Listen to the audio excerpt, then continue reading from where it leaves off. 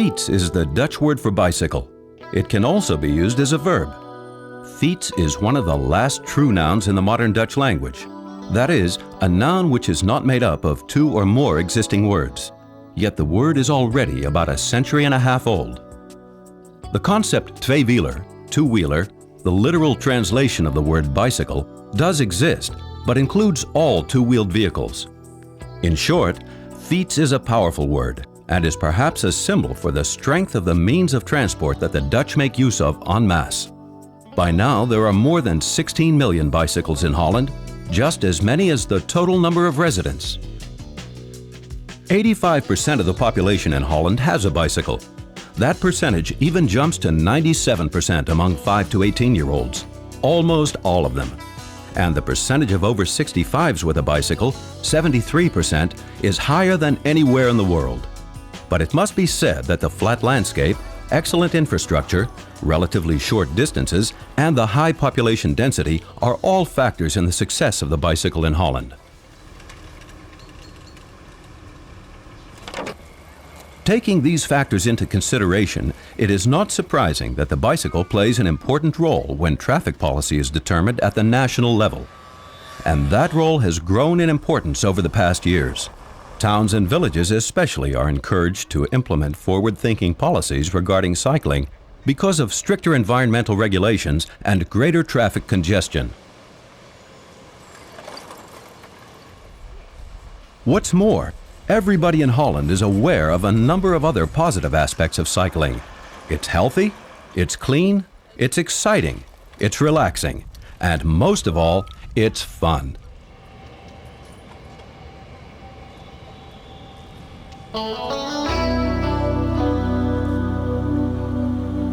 Everyone cycles in Holland, and this means that making the bicycle an integral part of town planning is no more than a logical step. The town of Houten, in the province of Utrecht, has put this integration to practice in a unique way. Houten, a town with only 4,000 residents in the early 70s, had 32,000 in the 90s.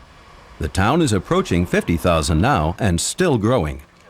As Houten started with a clean slate, traffic policy could be fully integrated into town planning, with the most important points being safety, ease, and the environment. Houten now has a unique traffic flow system, which is so successful that it has been decided to adapt and use the same system for further expansion plans. The system consists of an 8.6-kilometer long ring road. For cyclists and pedestrians, there are routes running straight through Houten. The main cycle route is in a car-free, park-like zone, with the train station in the middle. Various cycle paths and footpaths run from the residential neighborhoods to the main route. Where these cycle paths cross intersections with motor traffic, the cyclists have priority.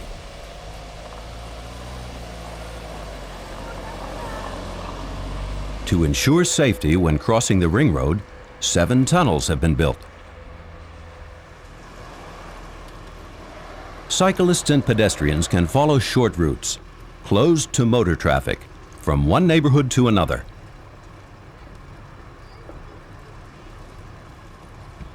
Motor traffic must always first return to the ring road and then take another slip road.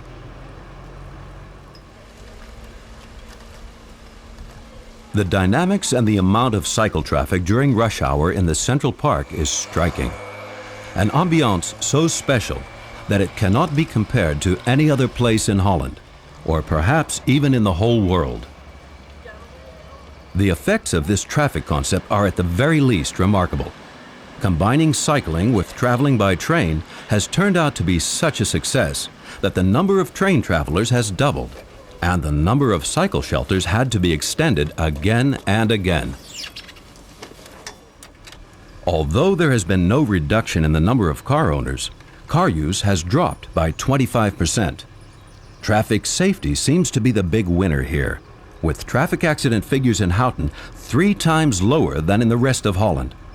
And there have been no traffic deaths in the built-up area since 1987.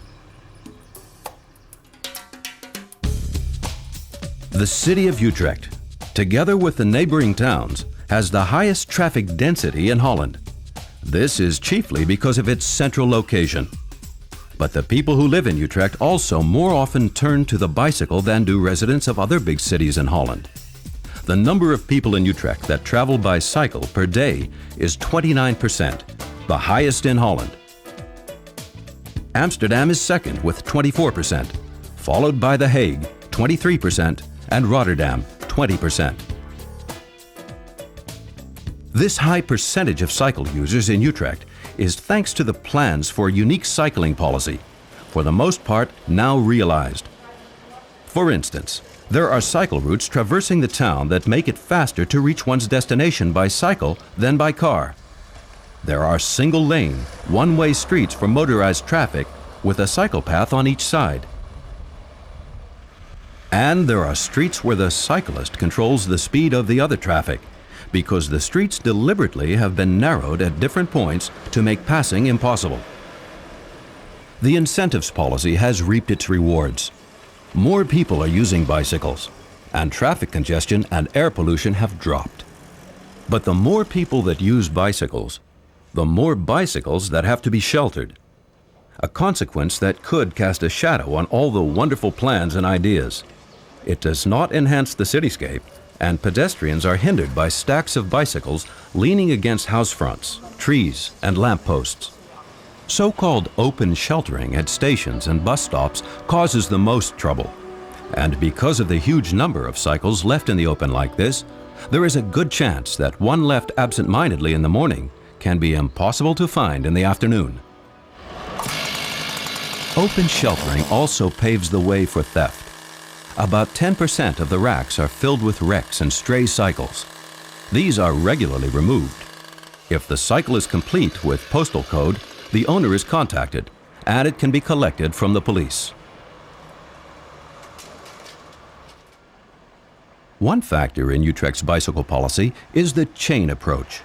The cyclist must be able to easily link up to the various kinds of public transport. This means, of course, that more cycle shelters are needed near bus stops and stations. Because of the chain approach, and to counter theft and open sheltering, various secure shelters are being built near the central station where people can leave their cycles for a small fee. Shelters for 21,000 bicycles are being built as part of the large-scale renovation project for the station area.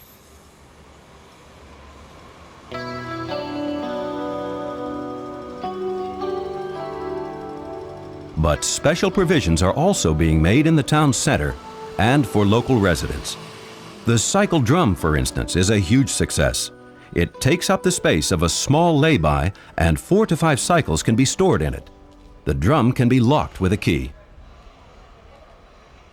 New cycle racks, which secure the cycle better, have been placed in shopping streets.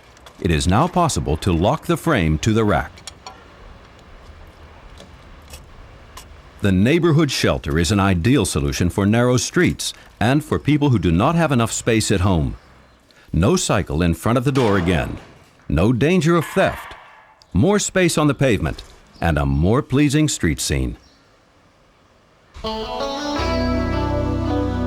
The cycle has thus become an important part of modern city traffic, but it can still be taken a few steps further. A feasibility study was done recently on the laying of a cycle freeway between the centers of Utrecht and Amsterdam.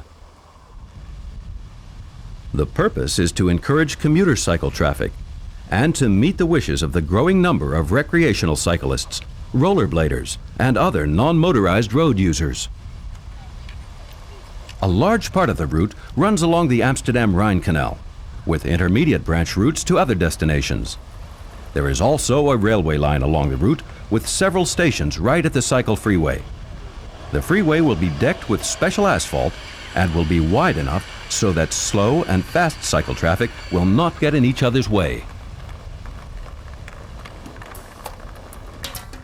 The freeway is 30 kilometers long and can be covered in 1 to 2 hours, depending on the speed of the cyclist.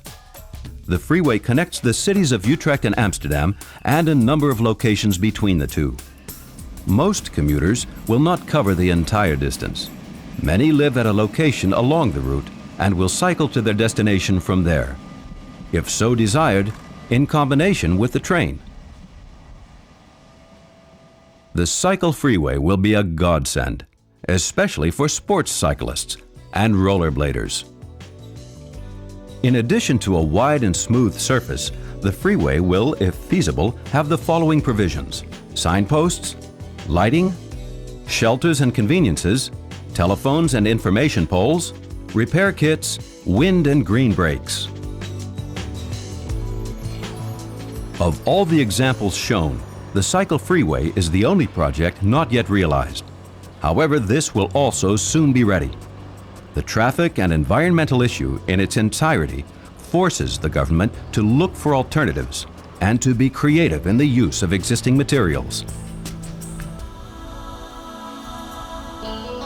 The bicycle has been around for about 150 years, and after all those years, it still fits in excellently with all the plans that have been carried out and with all those still to be developed to resolve traffic and environmental issues.